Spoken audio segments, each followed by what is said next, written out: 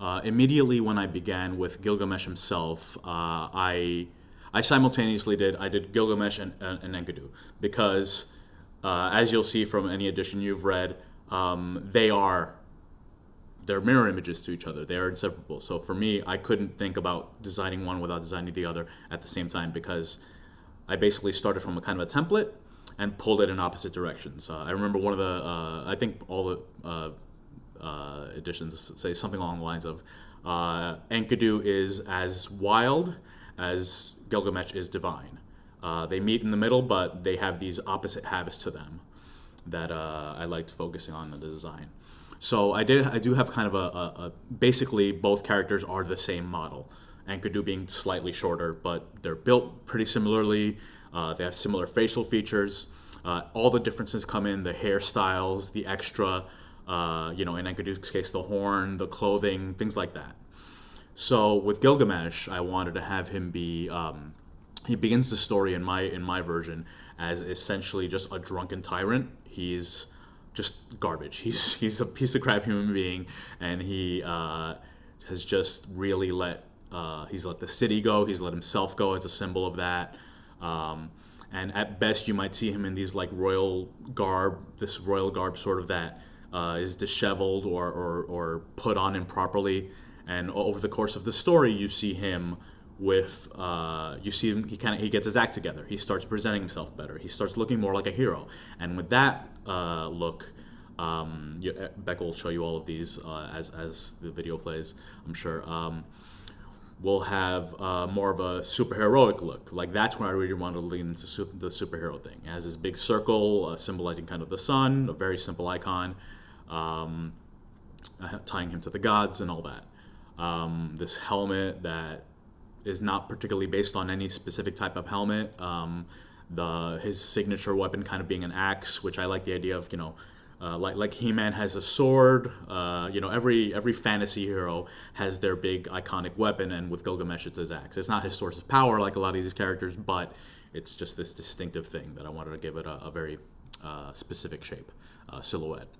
And those are the kinds of things with character design. You want to think about the things that they carry with them, the silhouette that creates. A famous example of character design that I always think of is Batman. If you have the pointed ears and you have a roughly human shape, you know exactly who that is. Mickey Mouse also, 3 circles. Pikachu also. You have the long ears, the thunder tail, and basically an oval. Like all these things are super distinctive. SpongeBob SquarePants, a square with arms and legs.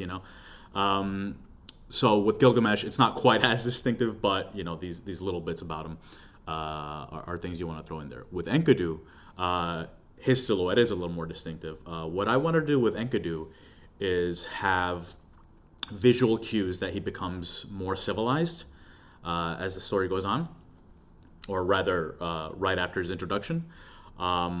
So I have. He starts off the story when he's first seen very shaggy. He just has this mane and he's just covered in hair. And as the story goes on, he starts wearing it in a braid, the hair. One thing I wanted to have, the horn, I wanted to be indicative of, as civilized as this guy gets, he's a wild man. This is an animal. So the horn I wanted to be very distinctive. I initially thought of giving him 2 horns, but that seemed not boring, but it seemed like one horn right away it's weird. It makes him seem like a fantasy character rather than just like a human bull, which is not quite what I wanted to go for. The horn itself has kind of a distinctive curved shape, just because I thought it'd be fun and it's fun to draw. And so another thing about him is he begins the story with these completely black eyes. And I remember reading a long time ago, I don't remember where it was, I think it was The Story of Man, this book about human evolution, where a thing that happened with humans is we have the white of the eyes, the sclera, enables us to communicate. So if you'll notice with like chimps and other apes, they don't have that. They have brown and black. And the further we developed, the more we started using our eyes as a communication tool, partially. Obviously we have speech and all these other things, But eyes from a distance can communicate a lot. Let's say you're hunting, to use a very kind of played out scenario. Say you're hunting a mammoth, and there's 5 hunters, and they're looking at each other from yards away, and they have to communicate. If you open up the eyes, if you look left, you look right, you squint, like that's communication. It helps from a distance. So it enables that. So with Enkidu, I wanted to have the idea of the moment his first encounter with Shamhat.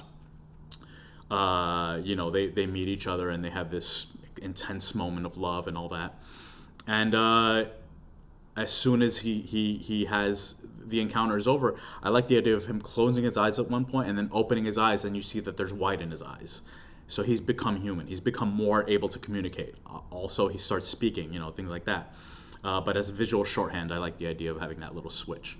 He doesn't quite shave his body hair or anything like that after, but he does start he does seem more orderly and all that. So that's Gilgamesh and Enkidu, two contrasts that I had in mind right from the beginning, and I tried to keep that throughout.